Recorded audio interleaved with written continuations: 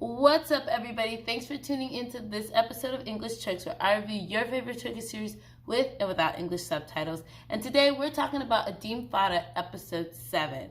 Now, guys, look how the episode has started. We've all seen through the fragment, which I told you guys in my last review, that I didn't think that she actually killed the guy.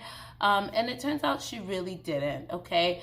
But we start off the episode, Tahir finds Farah like slouched in a corner, and she sees blood all around the cousin Badam, something like that. But I always call him the nephew, right? Because that's Ali Ghalib's nephew.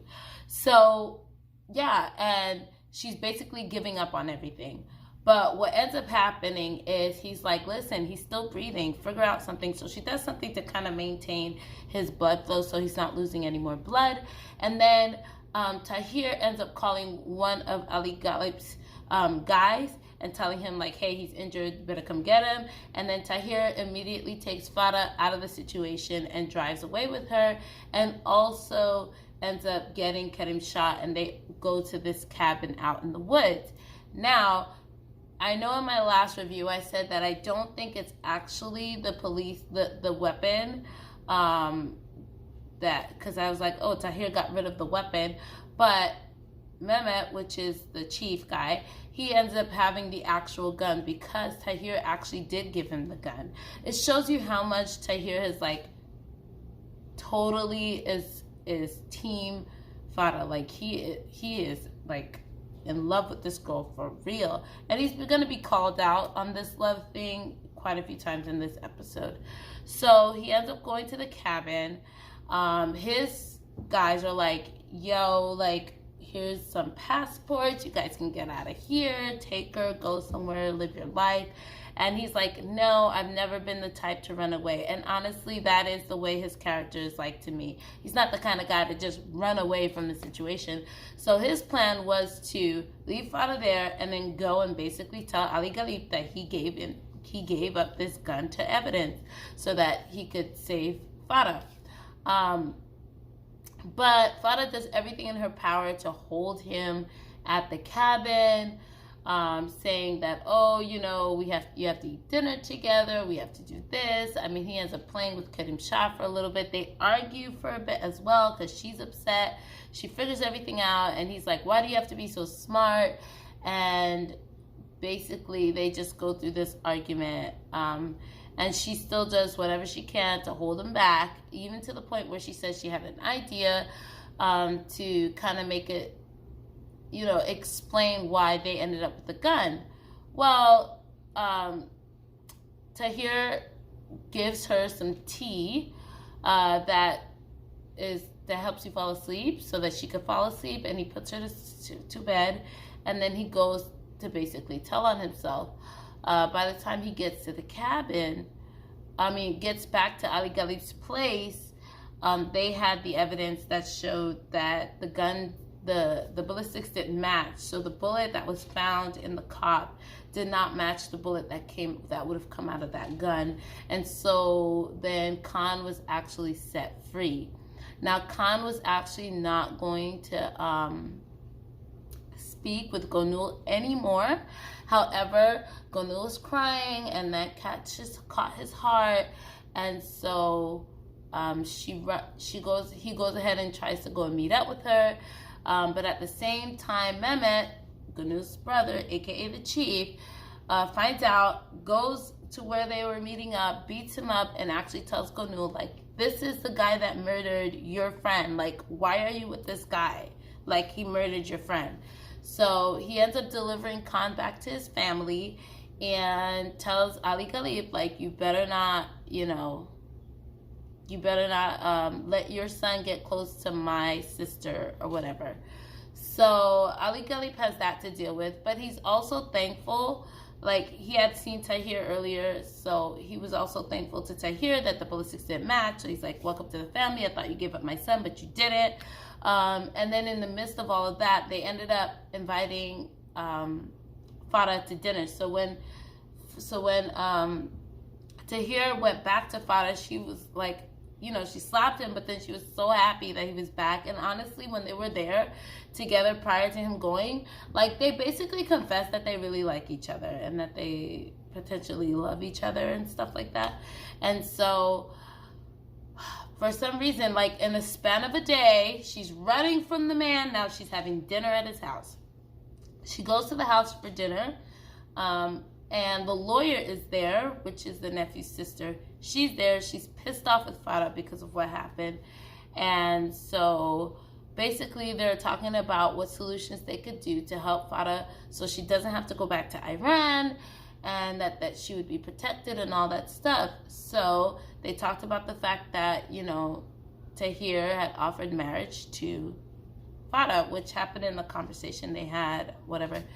And so they're talking about that, and the lawyer is like, well, why doesn't she just marry Khan? You don't want your husband to go to jail, so obviously that would be the best solution. And that pisses off everybody at the table, including Farah. Farah says, your brother is a spineless jerk, and therefore he's just like Karim Shah's actual father, which I guess, they end up leaving, and she tells Tahir the whole situation, which I really don't completely get, because for some reason, they all talk in third person. So I didn't understand a little bit of her story, but I'm assuming that she was, I guess, put in a situation against her will, which caused her to get pregnant, and then she decided she had to do what she had to do to take care of the child that she was now pregnant with. That's the best way I can explain it.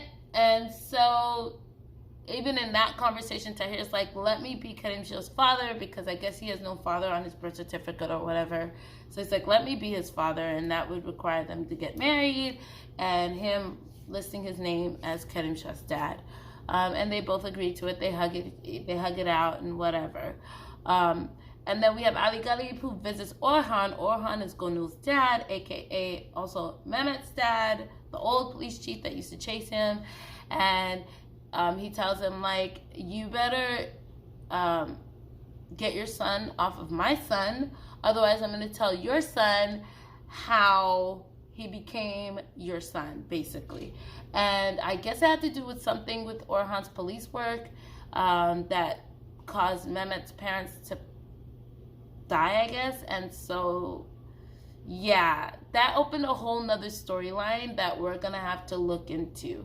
But now the big thing with the next episode coming up is, are they actually going to get married? Now, for the translation that I watched, the end of the episode was kind of cut short, but it looks like Ali Ghalib asks Tahir to kill someone, which I'm assuming is Mehmet, because in all the previews I'm watching, it's showing that there's several opportunities for him to actually kill Mehmet. And he has a silencer gun, and it keeps showing that he's aiming it at him. But we're going to see what happens in the next episode. I know that the wedding is not going to come that easy. Them getting married is not going to come that easy. But they obviously told Karim Shah, and we'll see what happens. One of my favorite parts about this is the fact that, Karim Shah is supposed to be really sick, and they have to keep making these, like, places for him to sleep in so that he could take off his astronaut suit. But, like, when you watch some of the stuff, like, you can see, like, his neck in the thing. Like, you can see when he's bending down, his suit is coming apart. You can see the neck. And I'm also thinking, like, about, like, his wrists and stuff. He has the gloves on, he has the shoes on, but then also, like, he goes into these sanitized environments with the suit on. Obviously, all the germs are on the outside of the suit, so why are you going into the clean space with your suit on? Shouldn't you be taking off the suit and then going into the sanitized space? It's just, he'll be healed soon, guys. He'll be healed soon. But I love that part of the story. And I pray to God it's not going to be like Dotagun, because, like, they completely changed, the male character, and that made him evil.